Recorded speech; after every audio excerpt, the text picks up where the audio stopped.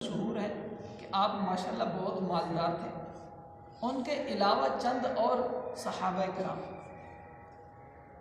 हज़रत Abdurrahman bin of रज़ियल्लाहु अन्हु हुज़ूर सल्लल्लाहु अलैहि वसल्लम की दुआ की बरकत से अल्लाह ताला ने हज़रत अब्दुर्रहमान बिन औफ को कसीर माल अता फरमाया और अपनी मालदारी के बावजूद बाकसरत सदका और खैरात किया करते थे। नबी अकरम सल्लल्लाहु अलैहि वसल्लम के मुक़द्दस ज़माने में आपने अपने माल में से 4000 दिरहम सदका किए। कितने?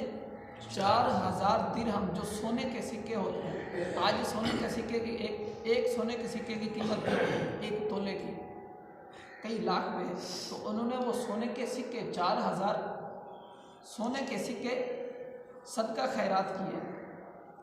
फिर 40,000 दिरहम अल्लाह ताला की राह में खैरात किए। उसके बाद 40,000 दीनार और सदका किए। फिर 500 घोड़े, उसके बाद 500 ऊँट राह खुदा में सदका किए। ऊँट की इस ज़माने में कीमत लगे, घोड़े की कीमत लगे, और 500 ऊँट और 700 घोड़े, 500 घोड़े और 700 ऊँट। अल्लाह, ये सहाबा कराम के पास मतलब माल था तो वो उसको अल्लाह की राह में भी खर्च किया करते थे, उसको जमा नहीं रखते थे। कि जब अल्लाह पाक ने आयत नाजिल फरमाई कि वो लोग माल को रोकते हैं, अल्लाह की राह में खर्च नहीं करते, उनकी इस बुरी सिफत को अल्लाह पाक ने बयान फरमाया। तो सहाबा कराम जो मालदार थे वो माल को खर्च भी करते थे। एक मरतबा मदीना मुनव्वरा में हज़रत अब्दुर्रहमान बिन औफ का तिजारती काफ़िला आया। उस काफ़िले में गंदम, आटे और खाने से लदे हुए 700 ऊँट थे। कितने? 700 ऊँट, जिसको आज के ज़माने में हम वो एक मुल्क से दूसरे मुल्क पे एक्सपोर्ट करने का कहते हैं।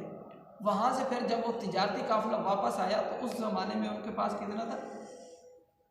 उस काफ़िले में गंदम, आटे और खाने से लदे हुए 700 ऊँट थे। हज़रत आयशा सिद्दीक़ा, नबी पाक सल्लल्लाहु अलैहि वसल्लम की ज़ौजा हज़रत अबू बकर सिद्दीक़ की बेटी, उन्होंने शोर सुना तो इस बारे दरियाफ्त फरमाया। तो उन्हें बताया गया कि अब्दुर्रहमान बिन औफ का तिजारती काफ़िला वापस आया है, जिसमें गंदम, आटे और ताम से लदे हुए 700 ऊँट हैं। हज़रत आयशा ने फरमाया, मैंने नबी अकरम सल्लल्लाहु अलैहि वसल्लम को इरशाद फरमाते हुए सुना कि अब्दुर्रहमान बिन औफ जन्नत में घसीटते हुए दाखिल होंगे। फरमाते हैं, मैंने नबी पाक सल्लल्लाहु अलैहि वसल्लम को सुना कि अब्दुर्रहमान बिन औफ जन्नत में घसीटते हुए दाखिल होंगे। जब ये बात हज़रत अब्दुर्रहमान बिन औफ को मालूम हुई, आपने कहा, ऐ मेरी माँ, मैं आपको गवाह बनाता हूँ कि मैंने ये तमाम ऊँट अपने साजो सामान के साथ अल्लाह की राह में सदका कर दिए। और हज़रत अब्दुर्रहमान बिन औफ जो सहाबी हैं, हज़रत आयशा सिद्दीक़ा को माँ इसलिए फरमाया कि कुरान पाक में अल्लाह ताला ने फरमाया कि नबी पाक की जितनी अज़वाज हैं वो तमाम मोमिनों की माँ है, वो तमाम मोमिनों की माँ है, उम्महातुल मोमिनीन है। अच्छा, इसमें सहाबी का अल्लाह की राह में खर्च करने का जज्बा भी। हज़रत अब्दुर्रहमान बिन औफ का जब इंतकाल हुआ, यही सहाबी जब इनका इंतकाल हुआ तो आपके तरका में हासिल होने वाले सोने को कुल्हाड़ों से काटा गया। इतना ज़्यादा सोना था, तरका जो माल छोड़ कर गए वो इतना था कि उसको कुल्हाड़ों से काटा गया। अंदाज़ा लगाएं, आज के ज़माने में शायद ही किसी मुल्क के पास भी इतना सोना नहीं होगा। उस ज़माने में इस्लाम की बरकत थी, खिलाफत की बरकत थी। और जिन लोगों ने काटा उनके हाथों पर आंवले पड़ गए, छाले पड़ गए कि इतना ज़्यादा सोना था, उसको काटते काटते उनके हाथों पर छाले पड़ गए। उसके अलावा आप रज़ियल्लाहु अन्हु के तरके में 1000 ऊँट, 3000 बकरियाँ, 100 घोड़े शामिल थे जो बकी की चरहगाह में चरते थे। ये सहाबा कराम जो मालदार थे उनके बारे में है, और वो अल्लाह की राह में खर्च भी किया करते थे। एक और सहाबी हैं हज़रत तलहा बिन उबैदुल्लाह। हज़रत तलहा बिन उबैदुल्लाह की इराकी ज़मीनों से होने वाली आमदनी 4 से 5 लाख दिरहम तक थी। दिरहम जो सोने के वही सिक्के होते थे। 4 से 5 लाख दिरहम जो मुल्क इराक है, वहाँ जो उनकी ज़मीन थी वहाँ से उन्हें आमदनी होती थी। आज के ज़माने में भी जैसे लोग कारोबार करते थे और सुराता की ज़मीनों से होने वाली आमदनी 10,000 दीनार के लगभग थी। यूं ही एराज से भी आमदनी होती थी। आप रज़ी अल्लाह अन्हु बनु तमीम की हर ज़रूरतमंद की ज़रूरत को पूरा करते। बनु तमीम के हर ज़रूरतमंद की ज़रूरत को पूरा करते, उनकी मदद करते, उनकी बेवाओं गैर शादीशुदा अफराद की शादियाँ कराते और उनके कर्ज उतारा करते थे। नीज़ हर साल ज़मीन की पैदावार की आमदनी से 10,000 दिरहम हज़रत आयशा सिद्दीक़ा रज़ी अल्लाह अन्हा को हदिया तोहफ़ा भिजवाया करते थे। ये हज़रत तलहा बिन उबैदुल्लाह। हज़रत ज़ुबैर बिन अवाम वो भी सहाबी। हज़रत हशाम बिन उर्वा रज़ी अल्लाह अन्हु अपने वालिद से रिवायत करते हैं कि हज़रत ज़ुबैर रज़ी अल्लाह अन्हु के तरके की कीमत 5 करोड़ 10 लाख या 5 करोड़ 20 लाख दिरहम थी। अल्लाह। मिस्र, इस्कंदरिया और कूफा में आपकी रिहाइश गाहें थी। बसरा में आपकी हवेलियाँ थी। मदीना मुनव्वरा की ज़मीनों से आपके पास गले की पैदावार से आमदनी आती थी। हज़रत ज़ुबैर बिन अवाम रज़ी अल्लाह अन्हु ने 4 बीवियाँ छोड़ी, जिनमें से हर एक को 11-11 लाख मिले। ये क्या है?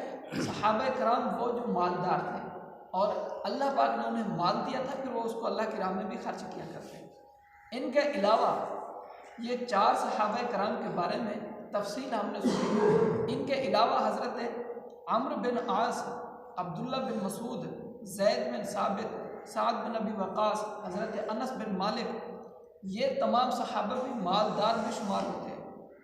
ख्याल रहे कि मालदार सहाबा कराम दर हकीकत मालदार की तरबियत के लिए मशाले राह थे, जो यानी बाद में मालदार लोग आने वाले थे उनके लिए मशाले राह है। मशाल रोशनी को कहते हैं जो लकड़ी के ऊपर जलाई जाती है, और रास्ते को कहते हैं कि बंदा रात के अंधेरे में रोशनी को जला के रास्ते पे चलता है। तो यानी ये मालदारों के लिए एक तरबियत थी कि माल जितना भी हो। हज़रत उस्मान गनी रज़ी अल्लाह अन्हु की सीरत को देखें कि माल बहुत ज़्यादा था।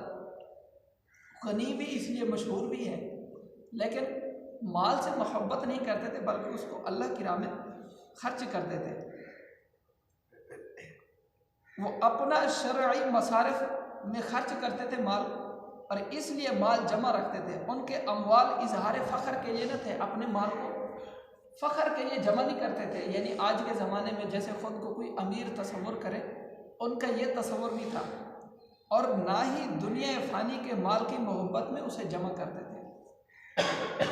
अल्लाह ताला मालदार मुसलमानों को सहाबा कराम की सीरत पर अमल पैरा होने की तौफीक अता फरमाए।